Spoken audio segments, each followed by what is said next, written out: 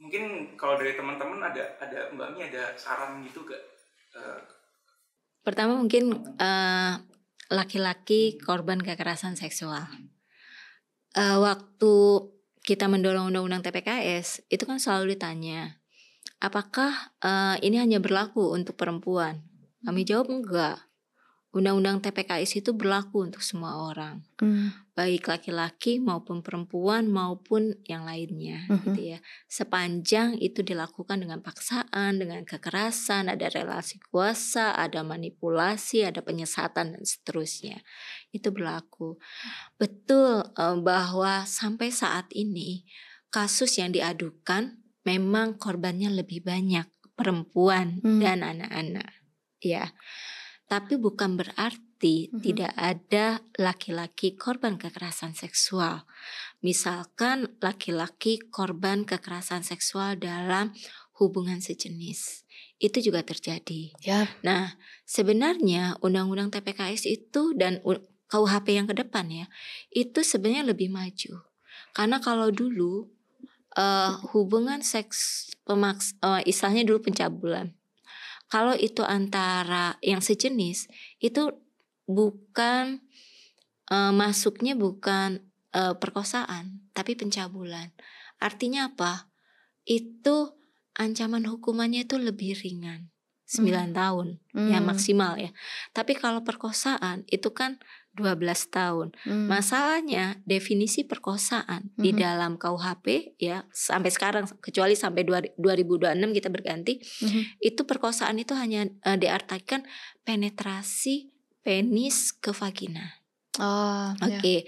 Berarti penetrasi penis ke anus, mau itu anus laki-laki maupun anus perempuan, itu bukan perkosaan. Wait, sorry. So in 2026 there's going to be a revision to the definition of rape? Iya. Jadi apa? Memperluaskan?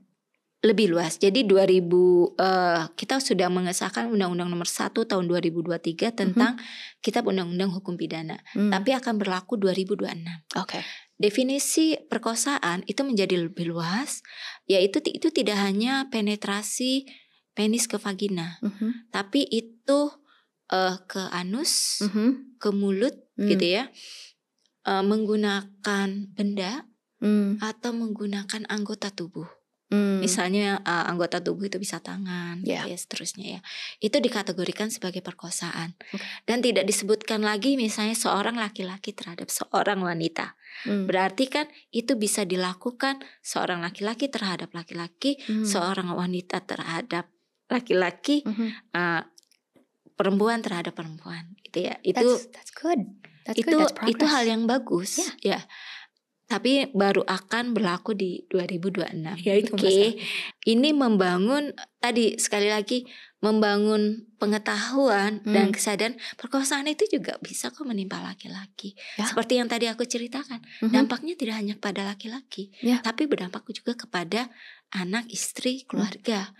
Dan kalau misalnya konteks dalam bentuk perkosaan terhadap laki-laki ini sama halnya seperti tadi mitos dan fakta kekerasan seksual terhadap perempuan itu juga terjadi pada laki-laki. Misalkan, ya harusnya lo nikmatin dong, ya kan? Atau misalnya masa sih lo laki-laki nggak bisa ngelawan, gitu ya? Masa sih gitu ya. Dan itu kan mempertanyakan maskulinitasnya, mempertanyakan lu peran gendernya itu, lu tuh laki-laki tuh harus macho, lu harus melawan. Itu tidak ada misalnya mengatakan konsen itu nggak gitu ya. Ya contohnya ya itu yang terkait terhadap laki-laki. Kebetulan betul NCII itu berdampak berbeda antara laki-laki dan perempuan.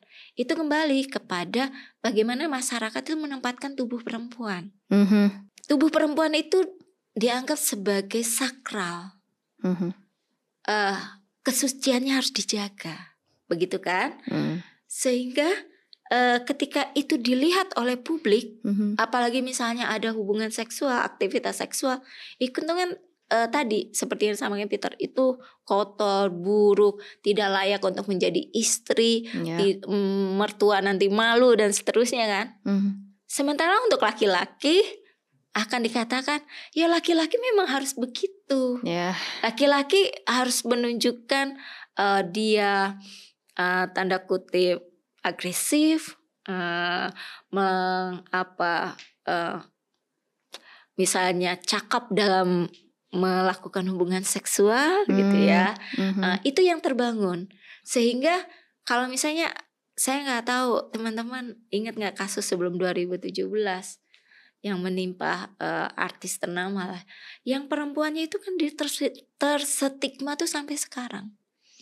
Tapi kalau yang laki-laki itu antrian pacarnya itu banyak kan, karena dianggap dia macho. Yeah. Dia ibaratnya nggak masalah tubuhnya kelihatan gitu kan. Yeah. Dia melakukan hubungan seksual nggak masalah. Dia macho, dia cakap, ahli dalam melakukan hubungan seksual. Itu laki banget lah istilahnya. Yeah. Sementara kalau yang perempuan, ya nggak boleh dong perempuan itu. Ya dipanggil cewek buangan lah. Ya bekasnya lah. Ya lonte lah. Ya seperti itu kan. Itu stigma yang memang salah satu dampak NCII itu yang paling buruk itu adalah stigma. Ya, emang mental orang sini yang harus dirubah. Tapi orang nggak mau merubah. Aku yakin berubah kok. Mungkin 2 atau 3 generasi. I think slowly but surely. Yeah. But very slow. Kamu harus optimis, Indah. Oke, bilang lebih gampang nungguin orang yang meninggal. Iya. Ya, tapi aku yakin melalui ya pelan-pelan pendidikan dan seterusnya itu ya dengan berbagai pendekatan. Kalau aku pikir orang berdebat A, B, C, D, oke, setiap orang memiliki pendapat yang berbeda, tapi ayo kita kelola dan ibaratnya setiap orang boleh berpendapat dan boleh memilih apa nilai dan apa yang ingin dia lakukan kan. You had other questions? Aku ada 2 lagi sih. Yang pertama pernah nanganin kasus yang melibatkan pelakunya itu orang yang terkenal dan punya power enggak.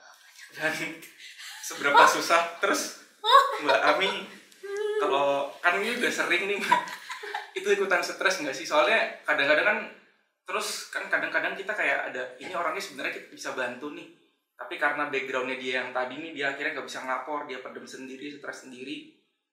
Kita lagi cari jalan keluar, nggak taunya nih orangnya bunuh diri, jadi kitanya frustasi sendiri gitu kan. Nah, ya kayak gitu sih. Ini sebenarnya ada pengalaman. Ya ini proses, aku pikir proses refleksi bagi kita semua ya. Jadi aku jadi ingat pengen nangis. Di tahun 2000, mungkin 21. Jadi ada korban kekerasan dalam pacaran. Dia sudah mengadu ke Komnas Perempuan. Dan ini letaknya di Jawa Timur. Kami kan di Jakarta ya. Dia korban bisa dikatakan eksploitasi seksual oleh pacarnya. Dalam artian dia harus melayani kebutuhan seksual pacarnya. Pacarnya ini anggota Polri. Kemudian dia mengalami kesehatan mentalnya memburuk gitu ya. Dia juga mengalami pemaksaan aborsi. Dan kemudian dia memilih bunuh diri di depan makam bapaknya. Ini tuh sangat memukul kami. Karena bagaimanapun korban sudah berkomunikasi dengan kami.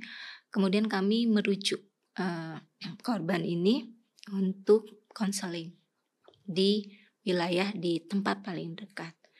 Dan sudah dilakukan janji untuk konseling ya, untuk dia ini. Tapi sepertinya bebannya mungkin sudah tidak tertanggungkan dan dia memilih bunuh diri.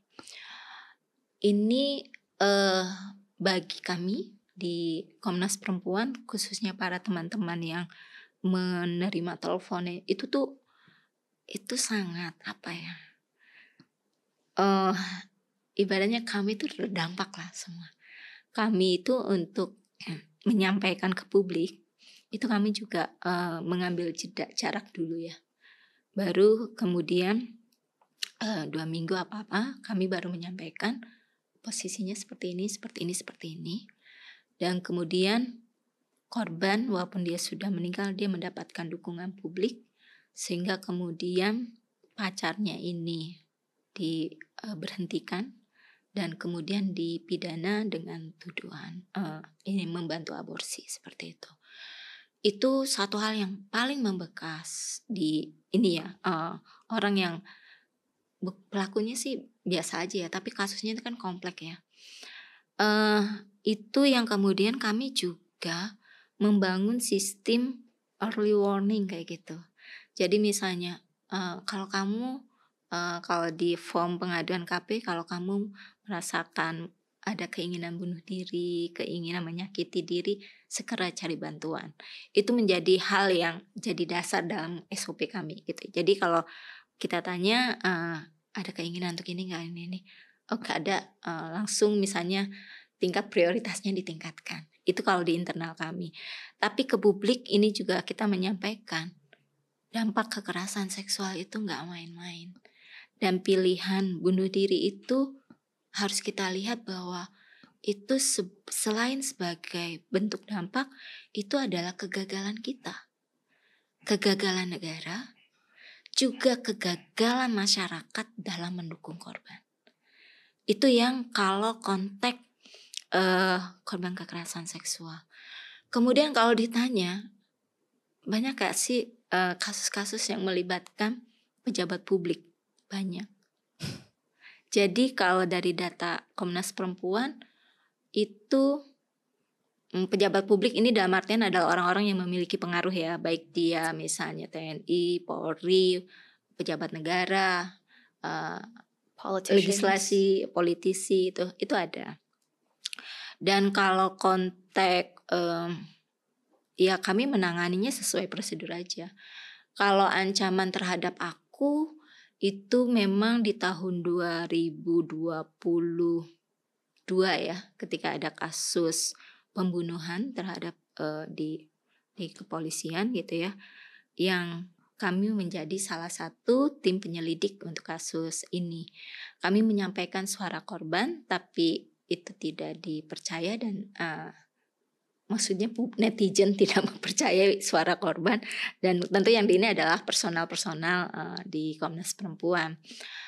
Kalau misalnya tadi Indah menyampaikan aku jadi korban KBGO, aku juga mengatakan aku juga korban KBGO.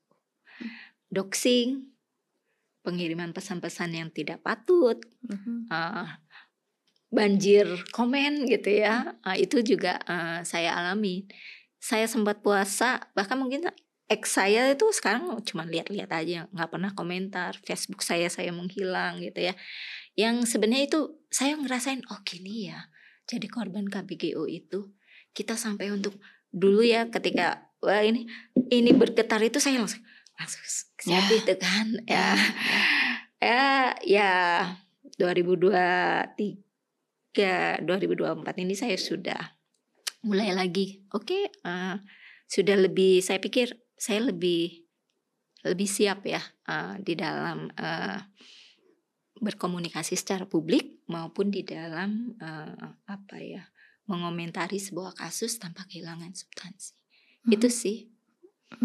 Gitu Mas Peter. Kalau misalnya yang paling ini ke aku ya, yang paling lama ditanganin aku teman-teman Komnas Perempuan pantau itu adalah kasus kekerasan seksual di pesantren. Itu 3 tahun. Dari tahun 2020 selesai 2022. Itu sejak tahap kepolisian itu kami bangun rapat koordinasi itu dengan berbagai pihak. Karena pelaku ya itu adalah anak pemilik pesantren yang memiliki tentu selain relasi kuasa, dia memiliki kekuatan finansial, juga otoritas keagamaan kan ya. Itu ya 3 tahun, tapi kerja keras semua pihak ya. Ibaratnya saya mengatakan itu adalah rapat koordinasi paling banyak, menghubungi para pihak untuk terlibat, untuk mendorong gitu ya. Itu ya alhamdulillah dia dipidana akhirnya. Tapi prosesnya itu memang cukup lama, dan disinilah kekuatan korban dan pendampingan korban itu yang sangat penting. Jadi membangun kesadaran kritis pada korban, ya, bahwa apa yang dia perjuangkan itu tidak hanya untuk dirinya. Kalau misalnya kayak kasus yang bunuh diri ya, yang di Jawa Timur itu, kasus ini ketika terangkat, kita mengatakan ini loh, kalau kita diem terhadap korban kekerasan seksual, korban itu bisa memilih hal seperti ini, gitu ya. Kemudian ini juga mendorong agar isu pemaksaan aborsi, walaupun itu juga masuk ya, pemaksaan aborsi itu juga dilihat sebagai kekerasan seksual. Karena perempuan kan kehilangan otoritasnya atas tubuhnya ya. Ketika hamil dipaksa aborsi gitu ya. Tapi laki-laki dicegah untuk tidak menghamili, nggak mau kan, kayak gitu ya. Seperti itu kan. Itu ya, itu mendorong bahwa pemaksaan aborsi nggak boleh. Atau misalnya yang kasus yang aku bilang 3 tahun dengan pesantren itu, ada sebuah pasal. Jadi kalau di undang-undang TPKS aku bisa mengatakan ini pasal ini belajar dari kasus mana gitu ya. Jadi ada pasal obstruction of justice, menghalang-halangi keadilan. Jadi waktu dia sudah posisi tersangka, dia itu ada di lingkungan pesantrennya, pondoknya, itu dihalangi oleh santri-santri. Tentu santri akan ngikut perintah kiainya atau ini. Polisi tidak bisa masuk, diblokade. Gitu. Akhirnya kemudian kepolisian menerapkan pasal menghalang-halangi keadilan itu. Nah, ini contoh gimana pasal itu diterapkan gitu ya. Itu, atau misalnya ada kasus pemaksaan perkawinan. Ini kasusnya di ya tetangga Jakarta lah ya. Itu dia anak dari anggota legislatif lah, cukup memiliki pengaruh kan. Nah, ketika dia diperkosa, tawarannya adalah dikawinkan. Dan sebenarnya kasus korban perkosaan dikawinkan itu tidak hanya kasus itu. Banyak kasus karena tadi anggapannya kalau itu suka sama suka, ya udah dikawinin aja biar nggak terus berzina, kan begitu ya. Maka perkawinan itu dijadikan oleh masyarakat maupun orang tua maupun keluarga besar sebagai jalan keluar bagi mereka untuk menutup malu, tapi tidak buat korban kan. Kasus itu yang berkontribusi sebenarnya dengan menaikkan kesadaran publik. Ini loh contoh bagaimana korban perkosaan itu dipaksa untuk kawin dengan pelaku. Nah, keluarga korban memang menolak. Maka kemudian dia fight. Itu contohnya. Jadi kalau seperti tadi di awal, kalau kita mau menaikkan isu tentang deepfake, NCII, kita bangun kesadaran publiknya, mungkin dengan bahasa yang lebih mudah dipahami. Karena sekali lagi Indonesia itu kan masih ada gini, kita kan postkolonial ya. Daya terimanya antara misalnya bahasa Inggris dengan bahasa Indonesia, lebih mudah diterima bahasa mana? Ya Indonesia lah gitu. Pasti. Karena kita akan selalu berpikir ngapain sih ini anak sok Inggris? Bukan, nggak konteks itu. Contohnya gini, kenapa orang menolak sex education? Tabu, karena bahasa yang digunakan sex education. Oh, maksudnya gitu. Seks diajar-ajarin. Ya, kok seks diajar-ajarin. Kemudian oke, Indah sabar, tarik nafas, hembuskan. Karena misalnya mereka berasumsi gini, kita kan dalam konteks ini Indonesia itu baru keluar dari penjajahan. Kita dijajah oleh Eropa. Eropa itu white. Oke? Yeah. Kemudian juga bahasa umumnya orang-orang barat adalah Inggris. English ya. Jadi ketika bahasa yang digunakan Inggris atau bahasa yang digunakan itu adalah representasi dunia yang dalam konteks itu misalnya disebut bule, disebut Western, itu maka akan dianggap sex education itu mengajarkan kebebasan. Kebebasan seks. Oh, itu dari agama yang bukan agama kita. Oh, itu ingin menjadikan kita bangsa yang terjajah secara pengetahuan, secara itu di sininya dah. Maka kemudian kalau dirubahnya dengan cara misalnya bahasanya ya adab seksual, mungkin lebih mudah diterima. Akhlak, walaupun isinya sama.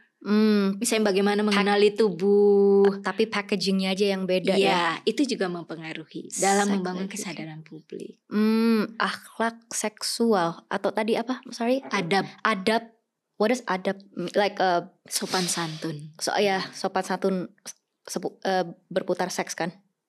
Like surrounding sex. Morality lah. It's like sexual morality. Tapi ada kata seks, tetap ada kata seksnya sih. Ya, tapi kan morality. Iya, tapi ya morality. Bukan pendidikan. Iya, benar sih. Benar karena because people in the mental health industry like there's this one apa sih psychiatristnya Miley Cyrus and Justin Bieber, pokoknya aku taunya itu aja.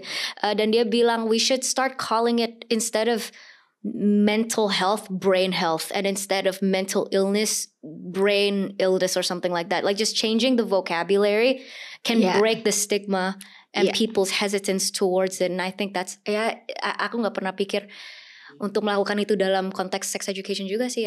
That's smart actually. Gampang ini psikiatris atau psikologis kalau kita pergi konsultasi atau konseling sini masih dianggap emang gila. Iya. Padahal kayak bilang dokter otak aja gitu or something like that. I know it sounds stupid but like kejiwaan sakit jiwa ya gila ya.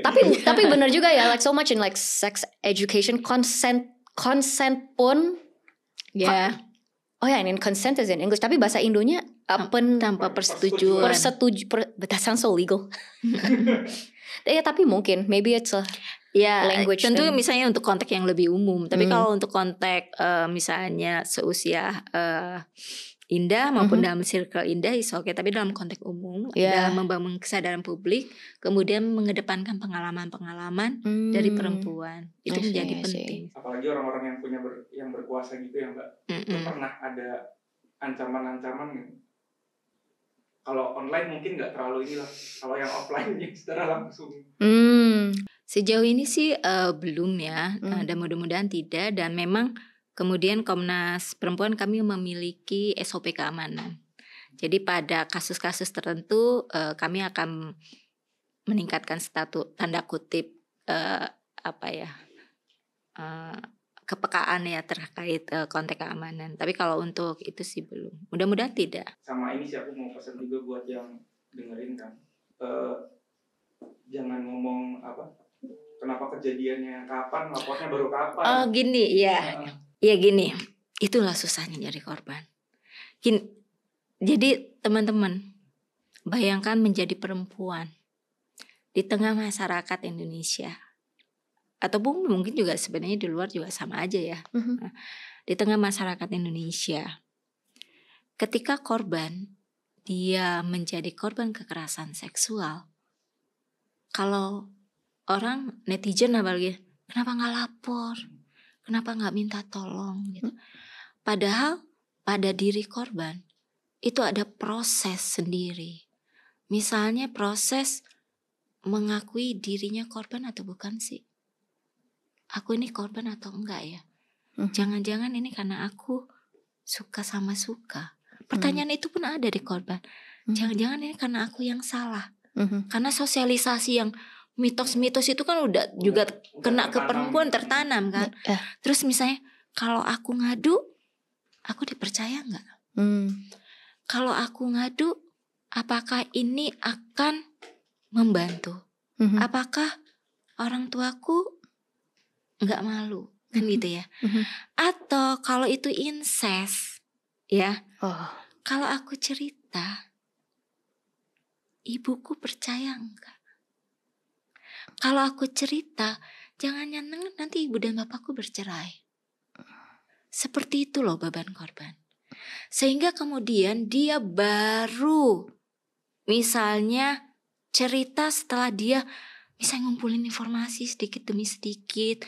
Dia bisa keluarin bebannya itu sedikit demi sedikit ke orang. Dia baru, oh aku ini korbannya.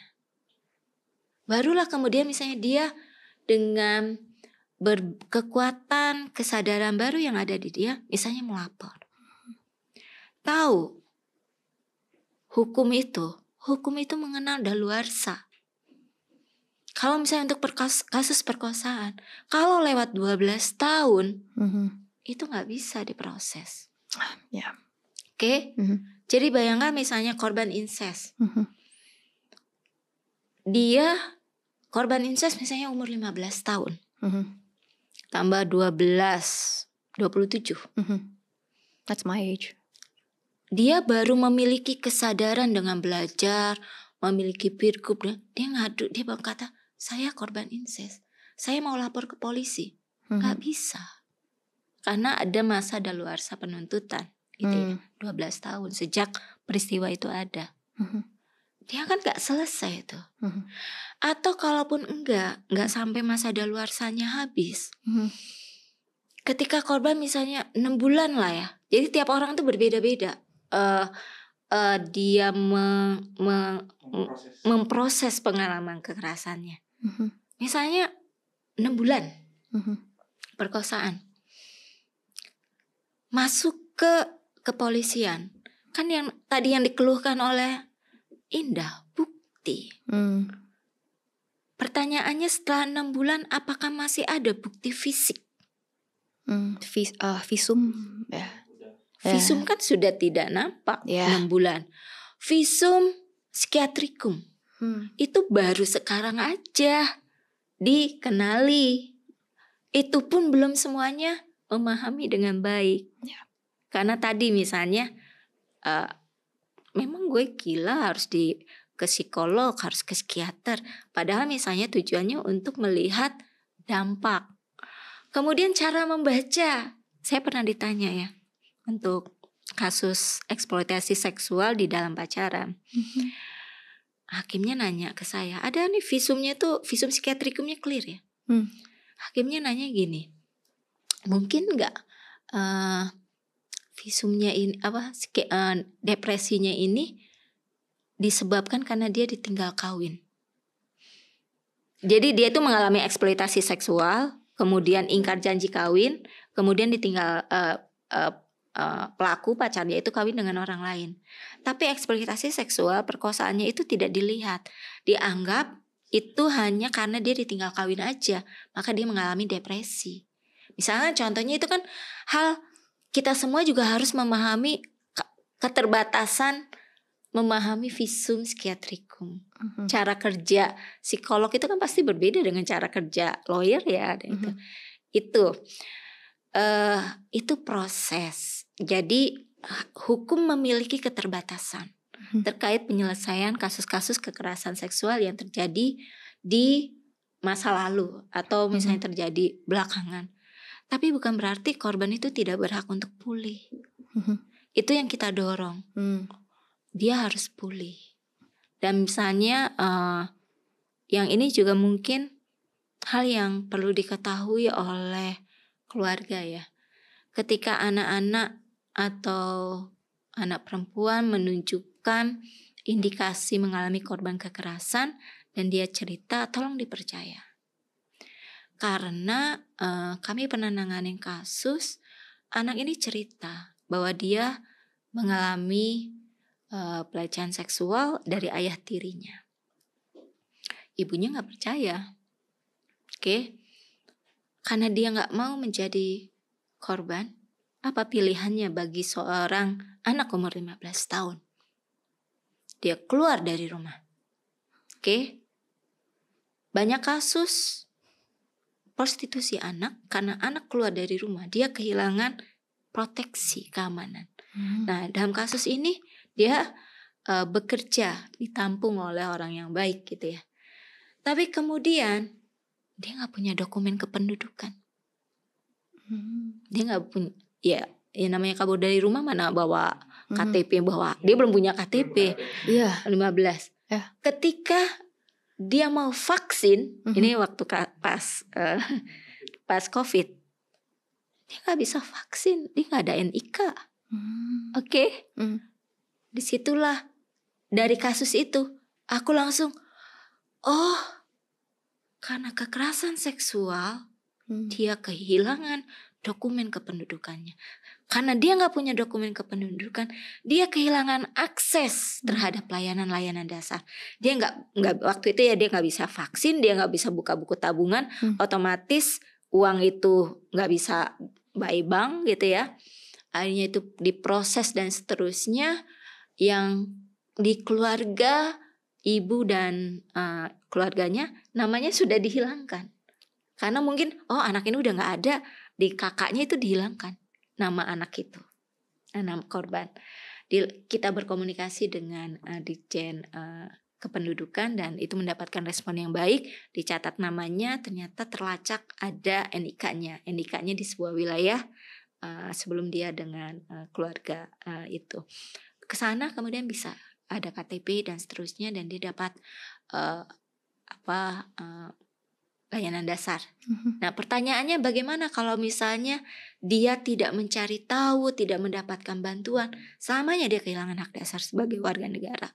Masuk ke trafficking kan gitu. Jadi untuk keluarga-keluarga mungkin kalau melihat indikasi dan ada yang cerita entah sepupu, ponakan jauh, tolong dipercaya dan tolong dibawa ke ruang yang lebih aman. Yeah, because the consequences of you not believing your child when they come forward with these sort of things, consequences-nya jauh lebih. Ya, apalagi yang kayak ya mungkin kabur nggak ketemu orang, terus tapi gambar dirinya udah hilang kan. Iya. Ya bisa jadi apa aja sih. Wow. Banyak PR ya. Mbak Ami yang tiap hari ngurusin ini, lu udah stres Mbak Ami yang ngurusin tiap hari gimana aja? Iya, actually that's a good question. Mbak Ami sama Komnas Perempuan tiap hari nanganin kasus kayak gini. Are you guys okay? Sebenarnya kalau yang menerima pengaduan itu ada unit pengaduan dan rujukan. Dulu aku sebelum kasus aku menjadi korban doxing itu, aku di situ mantau kasus setiap hari. Tapi kemudian aku harus mengukur kesehatan mentalku kan ya. Aku ngambil jarak dulu. Tapi aku tetap nanganin kasus-kasus yang itu misalnya kompleks, yang membutuhkan analisa hukum gitu. Tapi memang apa ya?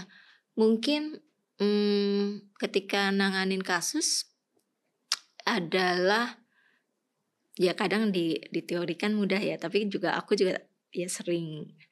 Contohnya ya, 2 hari yang lalu aku ditelepon ada sebuah kasus yang ini bisa dikatakan membuat sakit perut lah ya. Kalau aku menyebutkan bagaimana reaksiku itu adalah kalau aku nerima kasus itu aku sakit perut, kadang muntah gitu ya. Itu aku bilang oke, aku nerima telepon kasusnya ini, tapi nanti ya kronologisnya aku kirimkan. Jadi aku harus berjeda dulu. Misalnya mungkin kalau habis dari mantau kasus di kepolisian itu, aku ngasih diriku lah 4 hari aku setelah bisa duduk, aku menjaga jarak, aku bisa menuliskan kronologis atau hasil pengamatanku gitu ya. Atau ya seperti kasus ini, aku bilang sorry ya, aku udah ditelepon, tapi aku sudah komunikasikan dengan beberapa orang misalnya. Tapi untuk detailnya boleh nggak nanti ya? Karena kadang reaksi aku mulai mengenali reaksi tubuhku. Jadi kalau aku di telepon atau ini, kalau aku udah itu mual gitu ya, udah ngarah dan mual gitu ya. Ya aku berhenti dulu, misalnya seperti itu. Itu sih yang sejauh ini yang aku coba terapkan. Dan mungkin yang utama sebenarnya kalau di Komnas Perempuan kan kami tidak mendampingi setiap hari. Yang mendampingi day by day itu adalah teman-teman lembaga layanan. Jadi mereka yang memang tiap hari harus ya mengelola itu. Mhm. Bagaimana bertemu korban, kemudian tiba-tiba keluarga pelaku datang dan seterusnya. Itu membutuhkan pengelolaan dan membutuhkan memang keamanan tersendiri. Gitu. Mhm. Jadi saling menghubungkan dan saling mendukung dalam setiap kasus, baik antar individu antar lembaga itu penting. Mhm. Dan yang utama, Mhm. Indah, Mhm. ini kan sudah bertahun-tahun ya, sudah ibaratnya patriarki itu kan sudah berakar berurat. Yeah. Kita tidak bisa merubahnya ini dengan setahun 2 tahun. Yeah. Tapi yang dilakukan teman-teman, kalau kembali minjem perkataan Kartini, Mhm. kita itu membuka jalan Mhm. bagi perempuan lain. Ya. Jadi kalau Indah akan konsen di NCII, Mhm. Indah adalah membuka jalan Mhm. bagi perempuan-perempuan korban NCII untuk mendapatkan keadilan. Jadi ibaratnya entah itu berhasil atau tidak, tapi kita sudah menunjukkan kita buka jalan ini. Mhm. Jadi ya karena kita akan membuka jalan yang kita tahu itu terjal, sepi, bahkan mungkin justru kita yang dijadikan sasaran, ya ambil itu ritme yang itu tidak menjadikan kita ikut terluka. Mhm. Itu sih Indah. Yeah. Oke. Yeah. I think that's a beautiful way to conclude this episode. Thank you so much for coming on here today, for your time and all the energy that you poured into this episode. Thank you for the work that you do, and thank you to everybody else. I think Komnas Perempuan is going to be watching this satu office nonton bareng episode ini, and thank you to everybody working in Komnas Perempuan. Y'all are doing God's work, and yeah. That is it for this episode, you guys. Make sure to like, comment, subscribe, and stay tuned to the documentary that's gonna come out and feature this episode. And yeah, bye everybody.